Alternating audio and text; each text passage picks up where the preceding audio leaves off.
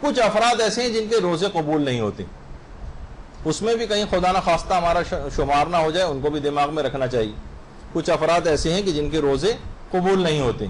وہ کون سے افراد ہیں؟ چھٹے امام فرماتے ہیں کہ وہ شخص جو اپنے امام کی مخالفت کرے۔ ایک ان کے اوپر بھی انطباق ہوتا ہے اس حدیث کا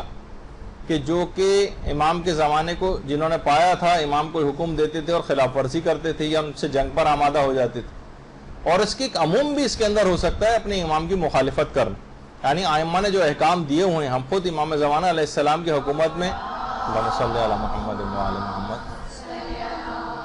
وقت گزار رہے ہیں، تو جتنے احکامات ہمارے پاس موجود ہیں ان پر اگر ہم عمل نہیں کر رہے ہیں، مخالفت کر رہے ہیں اور صریحاً مخالفت، تو پھر ایسے افراد کے روزے قبول ہونے بہت مشکل ہیں، جن کی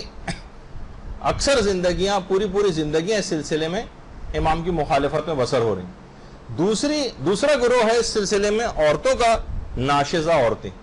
ناشزہ، نافرمان، خود اپنے شوہر کے حقوق کو ادا نہ کرنے والی، ناشزہ ان کو کہا جاتا ہے۔ مثلا معمولی بات پہ لڑ جھگڑ کر مثلا اپنے میکے چلی گئی، شوہر سے بات چیت بند کر رکھی، یا کوئی بھی اس طرح سے جو نافرمان ہیں، ایسوں کے عورتوں کے متعلق کہا جاتا ہے ان کے بھی روزے قبول نہیں۔ تیسرا گروہ ہے نافرمان، جو والدین کی نافرمانی کرنے والے افراد، اپنے ماں باپ کو ناراض کیا ہوا ہے، ان کو تکلیفیں پہنچا رہے ہیں، ان کو اذیتیں پہنچا رہے ہیں، ان کو زبان سے ایسے جملے کہہ رہے ہیں جس سے ان کی توہین ہوتی، یعنی والدین کے جو نافرمان ہیں ان کے بھی کوئی روزے، پورے چاہے کتنے اپنے آپ کو ہلکان کر لیں روزے رکھ کر، البتہ روزے رکھنے واجب ہے ان کے لیے، لیکن اس کے باوجود بھی روزے مقبول نہیں ہوں گے۔ ٹھیک ہے، رمضان گزرنے کے بعد ان روزوں کی قضا نہیں کرنی، لیکن تم نے کوئی فائدہ بھی نہیں اٹھایا اس سے۔ تو ہاں، صرف ایک طریقہ کار یہ ہے کہ اگر یہ افراد اپنے آپ ان تمام اپنے اعمال سے نادم ہو جائیں اور توبہ کر لیں، تو یہ تینوں گروہ بھی رحمت پروردگار میں شامل ہو جائیں گے اور ان کے روزے بھی مقبول ہو جائیں گے۔ لیکن اگر انہوں نے توبہ نہیں کی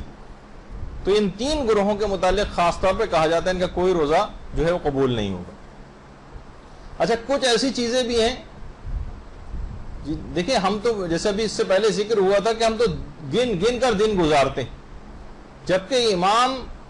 افسوس کرتے جاتے تھے ایک دن اور کم ہو گیا، اب ایک دن اور کم ہو گیا، اب ایک دن اور کم ہو گیا، اداسی بڑھتی چلی جا رہی ہے جیسے جیسے عید کے قریب جا رہے ہیں، جیسے جیسے رمضان ختم ہوتا جا رہا ہے امام اداس ہوتے چلے جا رہے ہیں۔ جب امام فرماتے تھے السلام علیکہ یا عید الاولیاء، رمضان کے متعلق کہتے تھے اے اولیاء کی عید والے مہینے تجھ پر ہمارا سلام، یعنی جب یہ مہینہ شروع ہوتا ہے تو اولیاء کی عید ہوتی، جیسے جیسے یہ مہینہ ختم ہوتا جاتا ہے ان کے غم اور افسردگی بڑھتی چلی جاتی ہے کہ اتنا بہترین مہینہ ہاتھ سے نکلتا چلا جا رہا۔ تو جب بھی وہ پیغمبر فرماتے تھے نا کہ